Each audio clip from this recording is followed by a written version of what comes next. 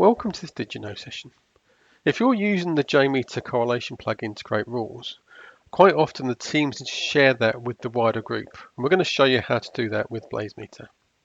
So if we go to JMeter, within JMeter the first thing you need to have is actually to have the correlation recorder installed. So as you can see here in the plugin manager, here's the correlation recorder. The latest version is 2.2, so we're going to install that. Click apply, that will download this and actually restart JMeter and activate the plugin.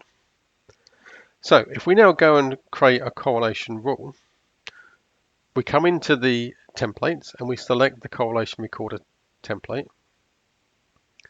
And by default, we actually ship some default templates. So if we look at the recorder and we go to the correlation and click on load templates, we'll see there's a Siebel one that's installed locally, as well as a link to one in GitHub. Now I'm going to show you how we can link this to BlazeMeter. So we go to BlazeMeter and click on the cog, and we need to generate an API key. So this is the personal API key for the logged in user.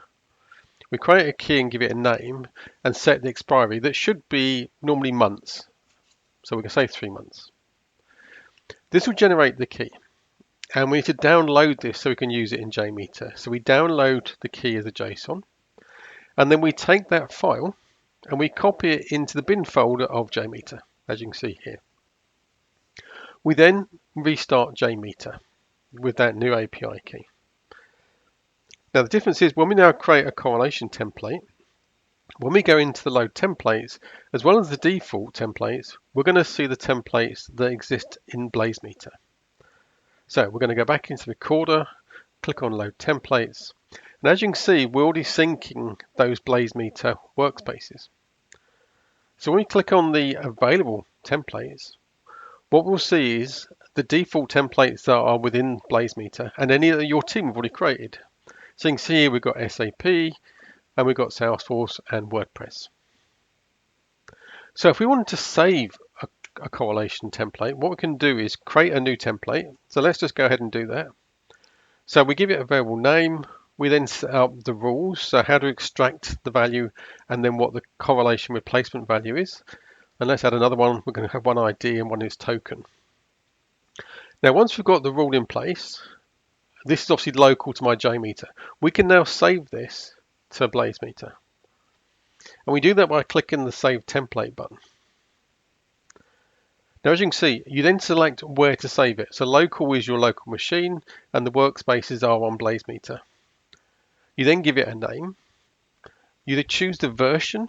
So we automatically increment the versions. You then put in the details of the changes. So this is our initial release. And then on the template information tab, we then enter further details about this template that we're creating. So we can give it a description, and this can be HTML if you want to make it more descriptive. And then the author's name and the author's email address. We can then click save, and what that will do is that will save this template to the BlazeMeter platform, allowing other members of your BlazeMeter workspace group to use those templates. So we click save, and that template is saved.